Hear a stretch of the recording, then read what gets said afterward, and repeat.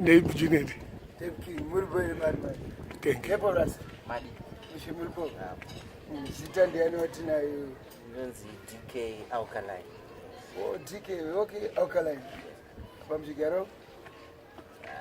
So far brain umfagosi. Saka munetani zvekufagosi. Property. Fagosi kupi umare napa? Nasaka. Ndize nokorobora. Aya kuna problem ndoko. Kuna msasa iri adjacent to msasa man. Iri adjacent. Okay. Alright. Onde paropinda adjacent. Baba ndinopinda adjacent. Ndakonzwa kuti anzi munorowa music, munorowa type of music. Munorowa Zimdancehall. Dancehall. Okay. Saka so far mutone turipa hit. Andingati ndine turipa hit as such. But tinenge tichingoriro tumwe twakaenda pa TV, mavideo chichichi. Woti kutobuda kudhara? Tuma woti property. Ipapo. Woti band. Yes.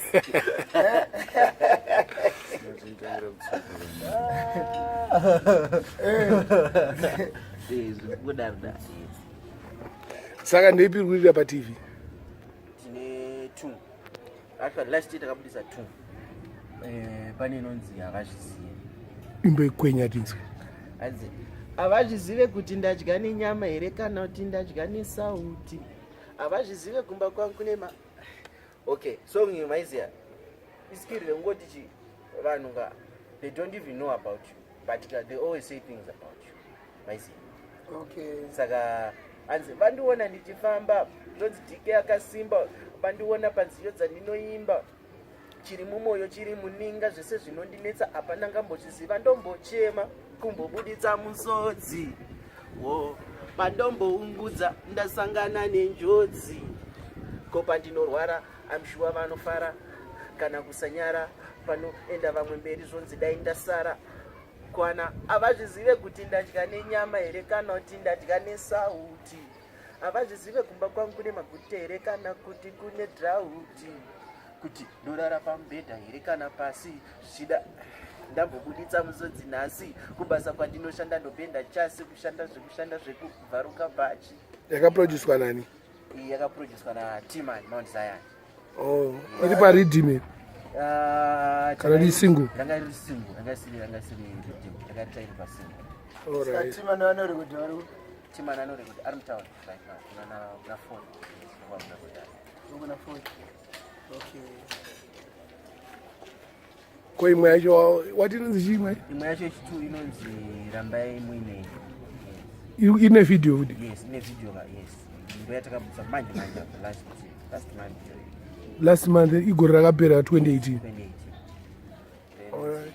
Rambai muine video yakaitwa na Swiss studio art production. All right. Sap. Ndo yacho nyowani. Itori pa YouTube? Yes, ndakaisa pa YouTube. Oh, bakaisa kuchannel yako kana channel kwa Sap? Channel yangu. Channel yako inonzi chi jamani? Yakanzi DK Alkaline. Alkaline. Ndofana kuti ka DK Alkaline Zimdancehall whatever kana kuti Zimbabwe. Yes, I think I will do that. Because kangoti zvisanyanyonetsa ka because tina Alkaline ku Jamaica ka. Plus tina DK futi muno. Saka zita ro DK wakarowana kupi? From Instagram ruzaro ndochitsikama. Tsikama. Saka mungozopatie uri mfana DK kuti vangokata vangoshotena. Asi munhu akati DK zoti akabaire zita iri. Ngona mnda zvafanira kuti ka munonzani mna. Ndonzi Peter Mtambi Junior D. Zvese mazita angu akawandisa. Mwana weselector. Peter akawanza zvafanira munhu anonzi kana Tawani. Nonyo still one. Saka yati wana ngakatowanda maiziya. Ayiti wana ngakatoka 1000. Asi manje vamwe yokona kuti vamwe ba mazita bosi zvakafanana Merciless na Flavor. Vakatoba pa team yesuva so. Mazita unoziva. Bosi amene tokangopererwa nokufungira kuti angotadza kuita zita rake so. Avangore karo mwa kuti ndonzi Flavor. Mwa kuti ndonzi Merciless. Kuti awuzile smile. Umondo zismile. But isuva so nkuru yese. But do you believe kuti kana tangari mafans I mean we don't know. But coincidence iri komunomboziva. Uda tukuintroduce original DK. Blatike. Koma mseto. Blatike. Kota maimbichana mumuti muonekwe.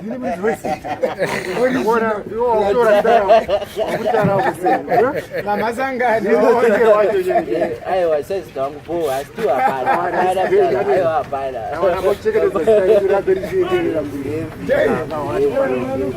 Wamona DK. Aiwa mbona hapo. Sanga masangani.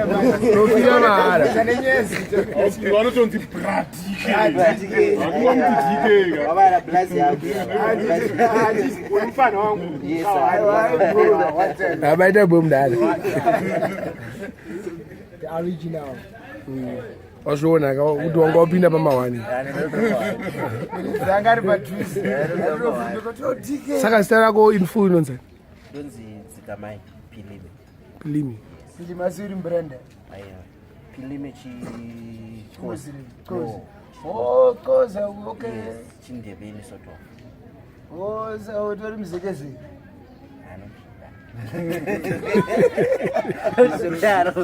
Zokudaro kana waya kumashonaleni saka ndikatozvonzika mai pamwe pacho chinongo singatonyatsochigoni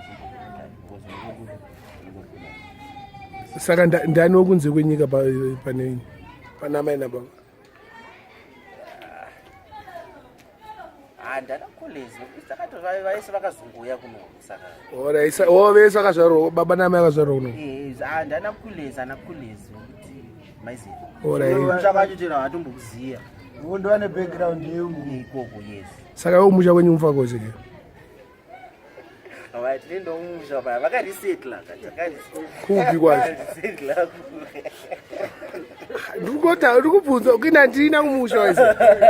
vakarisetla paya Zvadi zvitupa zvakatonyorwa citizen lost by default. Kutaura musha wangu Harare ndacho kanzima bana. Ufana kubhenya. Chitupa chiri pedyo ere. Pakumusha panyorwa njiya. Pa village apa pana chinhu chakanyorwa. Apa ndokumusha. Panyorwa chi? Ndokumusha kwangu Harare. Saka njenda kumusha ndokwenda kuHarare. Saka une ma-siblings? Hanzvadzi nevakomani? yes varipo Vangani? 5 Chimbovagirita vese? havaende paio Unozvisiya sei? havaenda Asi vanozofara onekwa nevamwe vanhu vanenge vakwataurira kuti taona wenyachikubonesai. Wabata munyati wacho. Yeah, pick up on yourself. Okay, the first one on Jabulani. I'm going to akava to square Jabulani. Then the other one on Tulis, aka Voroso. Yes, Vakaipa mskwazi. Voroso kozoti in Petros, then Melod. Yeah, no atakwana kadaro. Alright. Baba namai vapenyu? No. Mom's going. Alright. Aiwa zvinofadza. amaivhorosa vatingovati Saka vanoziva kuti unoimba? Yeah. Vachitokusapota? Vanoziva kuti haboenda kati. Ndikatobudisa fresh ndotonga wakandira noti moms inzwa ichinyowani. chimbofila ngombe. Inzwa ichinyowani chakaipa. tina artista rimbokanda tunonaka vanhu. Aiwa zvinofadza. Wamboita show? Hausati wambomira pastage uchipengesa vanhu? Aiwa ndakapedzera kudhara. Zvavi? Wapedzera Kana kuti pamwe mbvunzo ndowakasiyana, wakatanga rini kuimba? Pinda mustudio ndakapinda 2000. Asa usinyatsoona chimbobisa zvimagirazi zvimweni? Ndikufunga. Bubisa magirazi ayo? Ndikufunga ndapedzera 2000 ndapinda 2010 2011 I think. Wangwani makore mangani?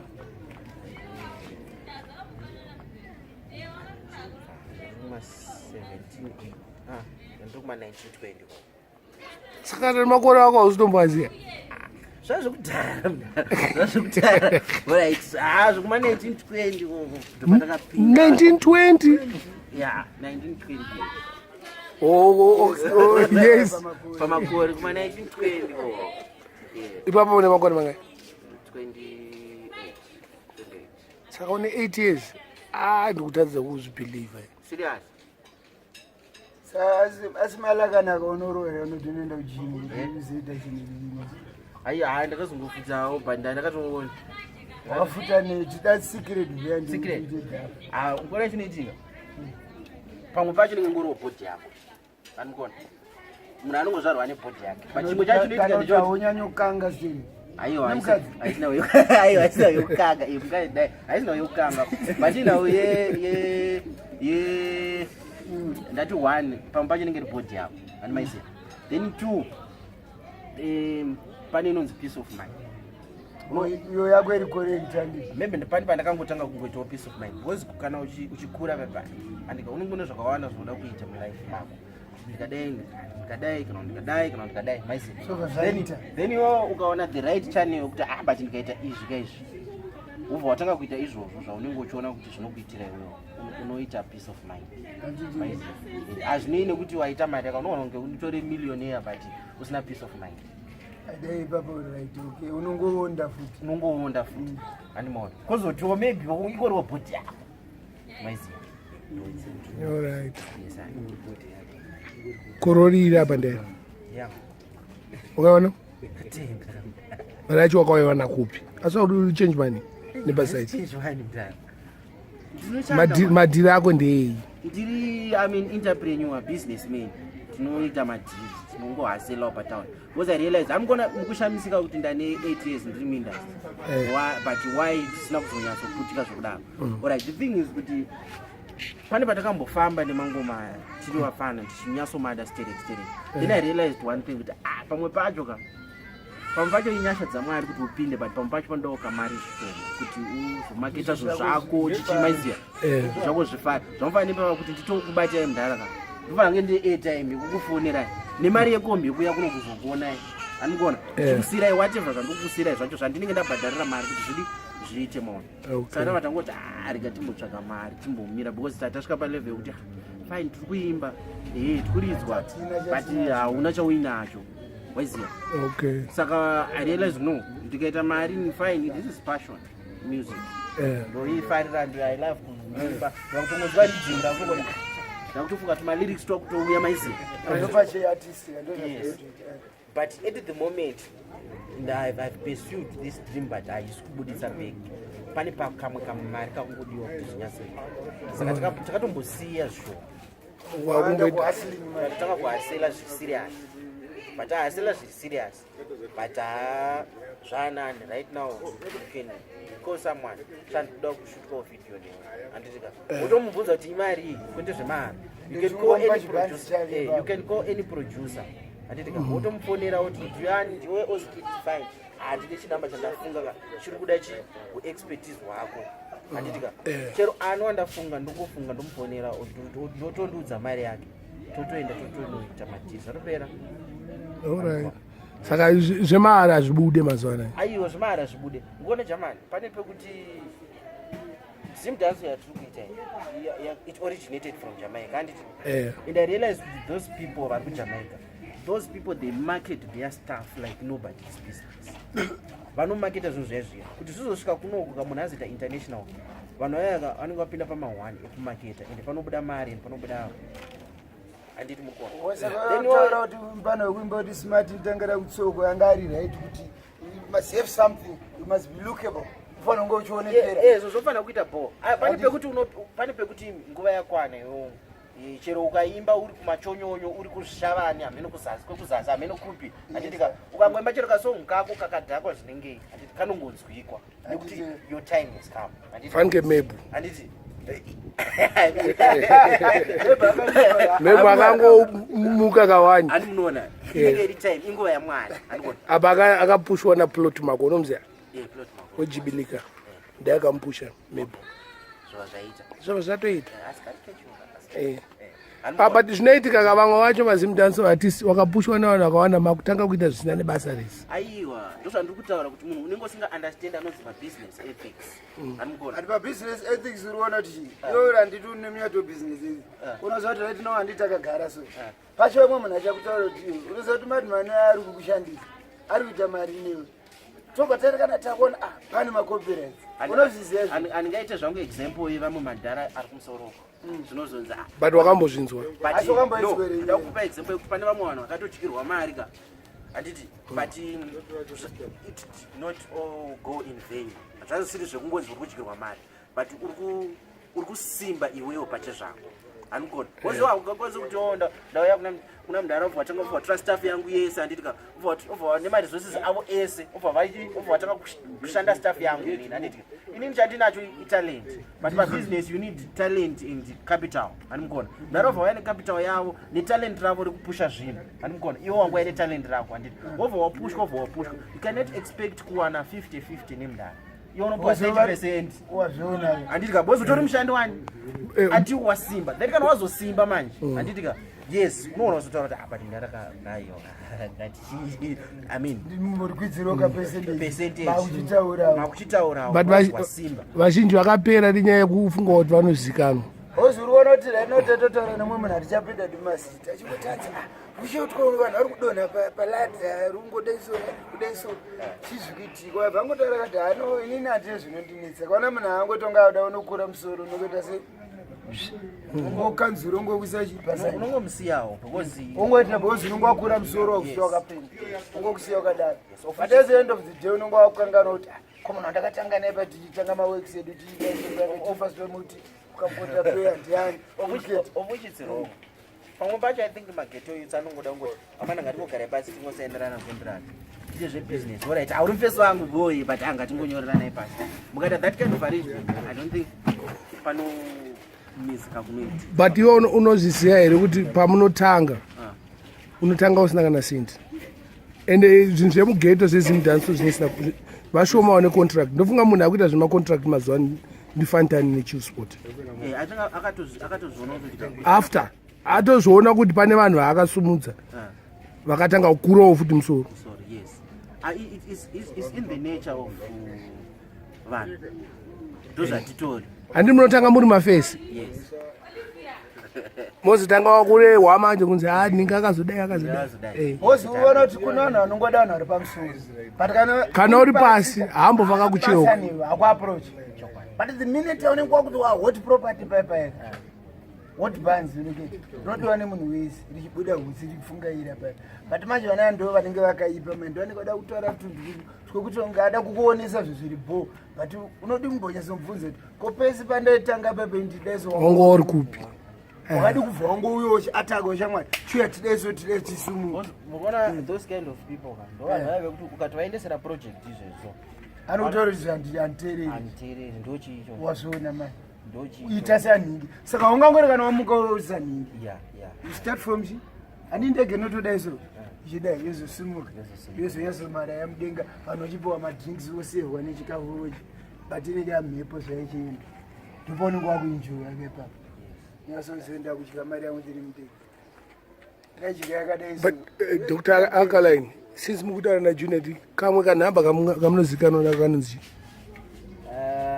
kana kuti kaunofunga kuti kanonakidza vanhu kana kuti kauroda kutovapa kabiwe ubva wangozotokamanamba aripo chingokanda 1 kamwe taura zita racho fesi naproducer wacho saka awazive manamba ako manokangana uri pastage awa saka ukumira kuti manamba ako anyatsotanga aputika ozoariyesa ndingopa makabrief tone paridhimiri ranga rainzi chiro ridhimu rafantani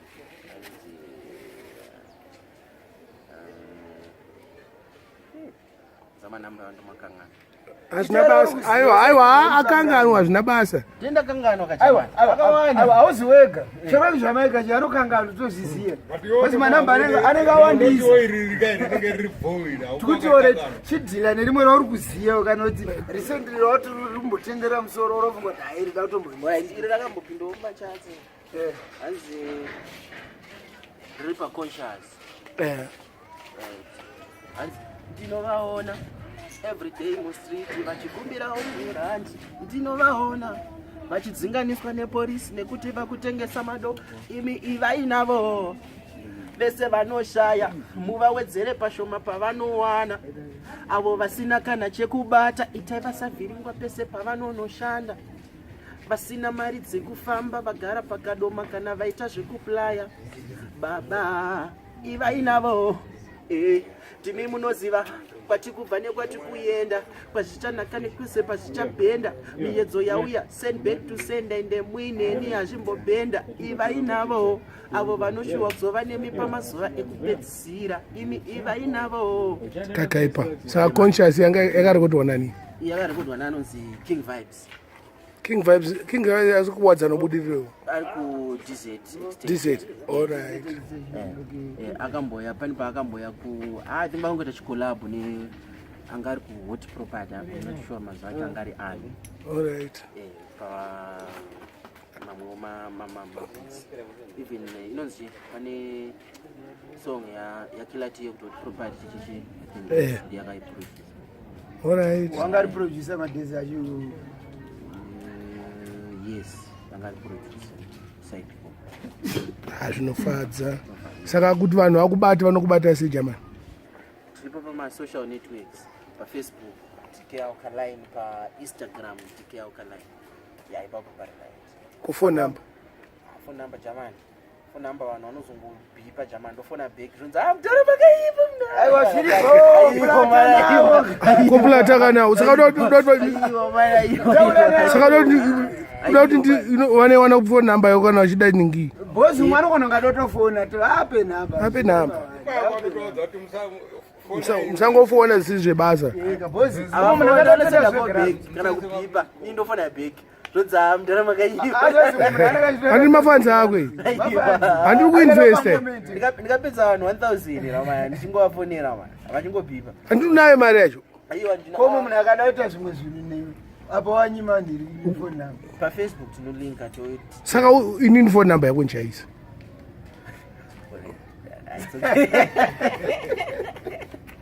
chingwapa phone number yako 0776 aye watangisa right number is 0776958581 0776958581 apa taipiwa paiginya kakatanga kubuditsa musodzi anzi DK ukandiramba kuda ndodi shuwa ukandiramba kuda gaida kutozvikanda murodhi kutozvisanganisa nenjodzi apo kwaiuya zirori hanzi kana pane chandatadza 1 ndati sorry kakati dakwenda newe kwese kwaukwenda ikaka kakaipa aka ndakambokanzwa kakaipa kakarekodwa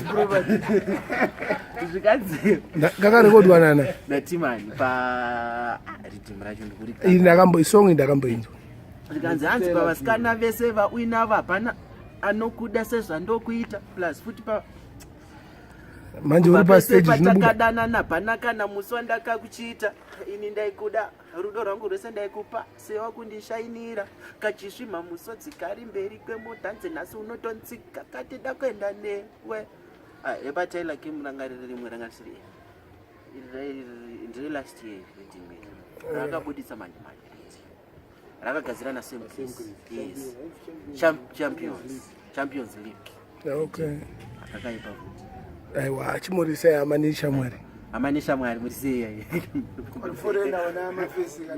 murisei nemazita avo nekwaari munhu wacho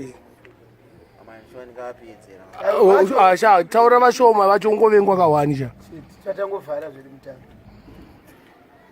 right zirisei amanishamwari mujara mike murisei DJ Cartel murisei kuchitirindiyani hauna kana shamwari uri ku UK kana shamwari dziri ku UK handine kana kugermany kana kufrance kana kusouth africa mudharameke vari kusouth africa handiti munhirike muclose mudharameke vari kusouth africa but iwe wati unogara mufakosani wakamborekodha kubingu village kwanotice kwe uri kuchikei amuwirirani kana kuti hazisi palevhel rako aiwa haisinawo yelevo chii chikuitika inde hausuda kusimbisa studio yekwenyu imareni kwenyu ndichienda ndinorekoda unomutaura kuti watumwa nini namadminux hapana kana pressure utoona kuti but unobaziya pachairova mamwe mavideos edu ka timu rese ringe ritoripo ende hapana patikarova havazizive tinana Mbare akapfupi chichi timu rese ranga riripo rotongouya paratongosimbisa levu uite ende hapana just want to let you know man ndiri kugeto kwedu kumbani yes ndina Mad Minox yes alongside Junior D Peter Mchan amusikwaziya timu right waita bocha uda kungoti zviende mberi but anyway kuona mungora tazona mudara Mad Minox kudai zvokuratidza kuti zvinhu zvacho zvaakuenda pahigher to the highest level yes saka for this year 2019 hapana ende hapana surprise things surprise hope ende hapana maita bocha man listen sharp